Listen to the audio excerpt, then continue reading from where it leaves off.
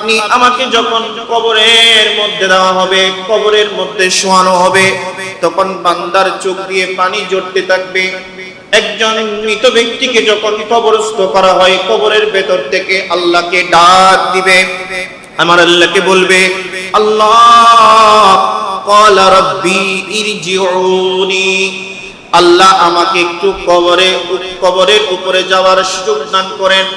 আমার আল্লাহ বলে, বান্দারে, একজন মানুষকে যখন কবরস্থ করা হয়, কবরে দেওয়ার সাথে সাথে ওই বান্দার জবানে আল্লাহকে বলে, আল্লাহ রাব্বি ইরজিউনি, আল্লাহ আমাকে একটু কবরে ওঠার সুযোগ দান করেন, আল্লাহ কবরে ওঠার সুযোগ দান করেন, লাআল্লা আ'মালু সালিহান ফিমা তারাকতু, আল্লাহ কবরে এসে বুঝলাম যত সময়ে নামাজ পড়ি নাই, হক হালাল ভাবে চলতে পারি নাই, দুনিয়ার মধ্যে জুলুম করেছি, গুনাহ করেছি, আল্লাহ এমন করতে করতে হায়াতের জন্য পাগল হয়ে গিয়েছিলাম, স্ত্রী সন্তান পরিবারের জন্য পাগল হয়ে গিয়েছিলাম, ধন সম্পদের জন্য পাগল হয়ে গিয়েছিলাম, আল্লাহ দুনিয়ার জন্য তো পাগল হয়ে গিয়েছি, টাকা ধন দৌলতির জন্য যত সময়ে নামাজ পড়তে পারি নাই, রোজা রাখতে পারি নাই, তাসবিহ পড়তে পারি নাই, তাহলিল করতে পারি নাই। আজকে যখন 3.5 হাত মাটির ভিতর যখন দাফন করা হলো, আমি বুঝতে পারলাম দুনিয়াটা কিছু নয়, আল্লাহ অনেক আমল আমার কাছ থেকে ছুটে গিয়েছে, আল্লাহ একটু সুযোগ করে দেন, আমিলুস সালিহান, আমি আল্লাহ ভালো কাজ করব, ফিমা তারাকতু, আমার থেকে যা আমল ছুটে গিয়েছে। তখন আমার আল্লাহ ডাক দিয়ে বলবে, বান্দারে, কাল্লা ইন্নাহা কালিমাতুন হুয়া কাইলুহা, এটা তোমার কথা মাত্র, আর কোনো সুযোগ নাই। কবর দেওয়ার পরে বান্দা দুনিয়াতে ওঠার কোনো সুযোগ, আওয়াজ দিয়ে বলেন না, কোনো সুযোগ। আমার আল্লাহ ডাক দিয়ে বলে, ওয়া মিন ওয়ারাইহিম বারযাখুন ইলা ইয়াউমিন ইউবআসুন, বান্দারে, যে মুহূর্তে 3.5 হাত মাটির ভিতর তোমাকে দাফন করা হলো, দাফন করার পর থেকে ইলা ইয়াউমি ইউবআসুন, কিয়ামত পর্যন্ত যুগ যুগ ধরে তোমাকে কবরে থাকতে হবে। কবরের সমস্ত আযাব বলো, রহমত বলো, সমস্ত কিছু তোমাকে অনুধাবন করে কিয়ামত পর্যন্ত তোমাকে কবরের মধ্যে অবস্থান করতে হবে। বড় করে বলুন সুবহানাল্লাহ। এজন্য আল্লাহ বলে, বান্দারে, কিয়ামত পর্যন্ত তোমাকে কবরে থাকতে হবে। কবর এটা এত কঠিন একটা জায়গা, যে জায়গার মধ্যে মানুষ গেলে আসমানের সূর্য দেখার কোনো সুযোগ আছে? কোনো সুযোগ আছে? ফ্যানের বাতাস খাওয়ার কোনো সুযোগ আছে? কোনো সুযোগ নাই। আমাদের দুনিয়ার জমিনের মধ্যে একটু গরম লাগলে পাকার নিচে চলে আসি, দুনিয়ার জমিনে মাথার উপর বৃষ্টি পড়লে ছাতা নিয়ে দাঁড়িয়ে থাকি, দুনিয়ার জমিনে মাটির মধ্যে একটু কষ্ট লাগলে লেপটু সব বিছাই দিই। আমার আল্লাহ বলে, বান্দারে, দুনিয়ার জমিনে যেই সুযোগ সুবিধা তুমি নিয়েছো, কবরের মধ্যে কোনো সুযোগ সুবিধার ব্যবস্থা, কোনো ব্যবস্থা আছে?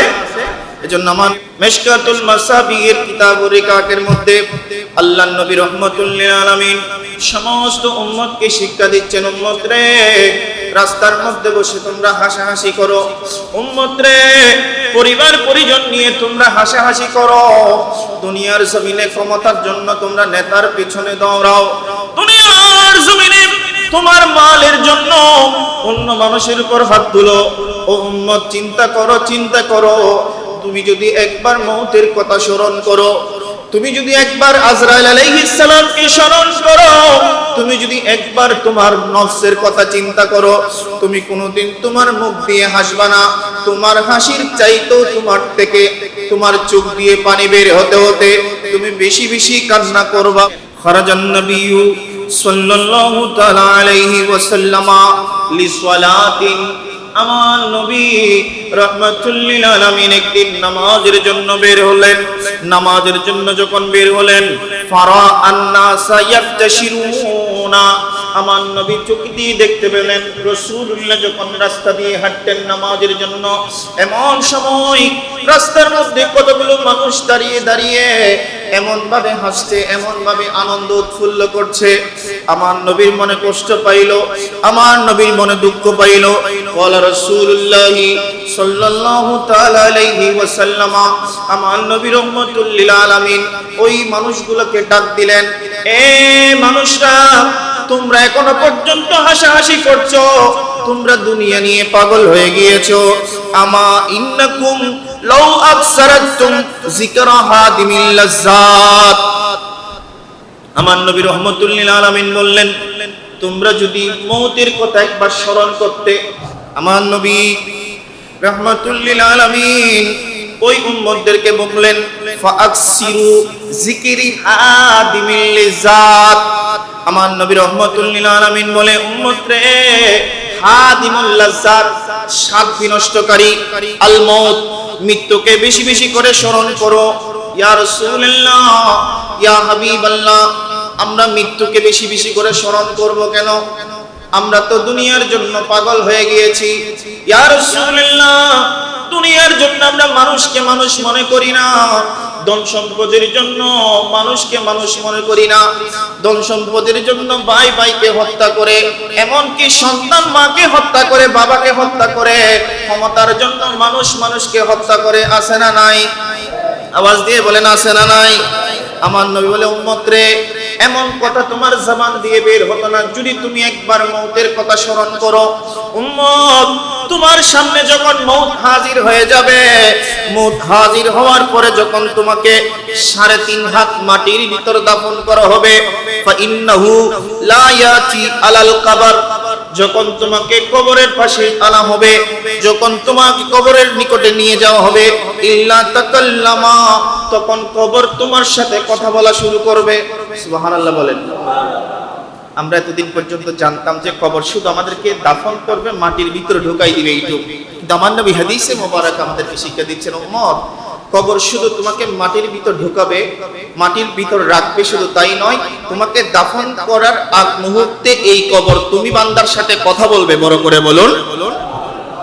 আমার নবী বলে, ইল্লা তাকাল্লামা, তুমি বান্দার সাথে কবর কথা বলবে। ফায়াকুলু, ওই কবর তোমাকে ডাক দিয়ে বলবে, এমন ভাবে ডাক দিবে। 1 নম্বরে বলবে, এ বান্দা, আনা বাইতুল গুরফা, আমি হচ্ছি এমন একটি কক্ষ। দুনিয়ার জমিনে তুমি তোমার বাবার সাথে ছিলা, মায়ের সাথে ছিলা, বোনের সাথে ছিলা, স্ত্রীর সাথে ছিলা।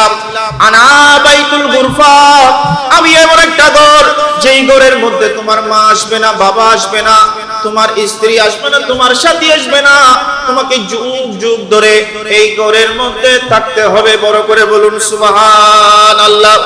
ওয়া আনা বাইতুল ওয়াহদা, আমি একক ঘর। আনা বাইতুল গুরফা, আমি একক ঘর, আমি একটি মাত্র কক্ষ। ওয়া আনা বাইতুল ওয়াহদা, আমি একক ঘর। ওয়া আনা বাইতুত তুরাব, আমি হচ্ছি মাটির ঘর। ওয়া আনা বাইতুদ দুর, আমি হচ্ছি পোকামাকড়ের ঘর।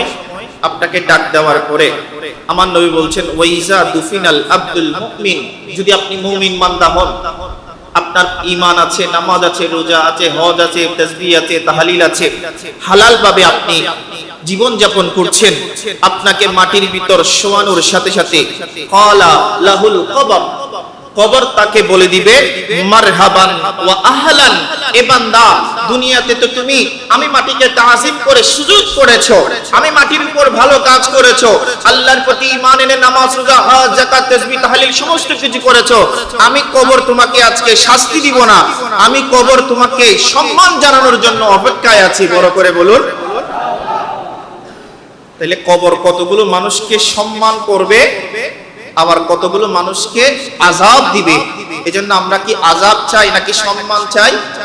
যদি সম্মান চান, প্রত্যেকটা নিঃশ্বাসে নিঃশ্বাসে আপনাকে মৃত্যু এবং কবরের কথা স্মরণ করতে হবে। এজন্য আমার রাসূল বলে, ফাআকসিরু যিকরি হাদিমুল লাজ্জাতিল মউত, উম্মত, তুমি বেশি বেশি করে মওতের কথা স্মরণ করো, বেশি বেশি করে মওতের কথা স্মরণ করো। যেই বান্দার মনের ভিতর মরণের ভয় আছে, মরণের স্মরণ আছে, সেই বান্দা কখনো গুনাহ করতে পারে সুতরাং আল্লাহ পাক আমাদেরকে বেশি বেশি করে মরণের, মৃত্যুর, কবরের স্মরণ করার তৌফিক দান করুক।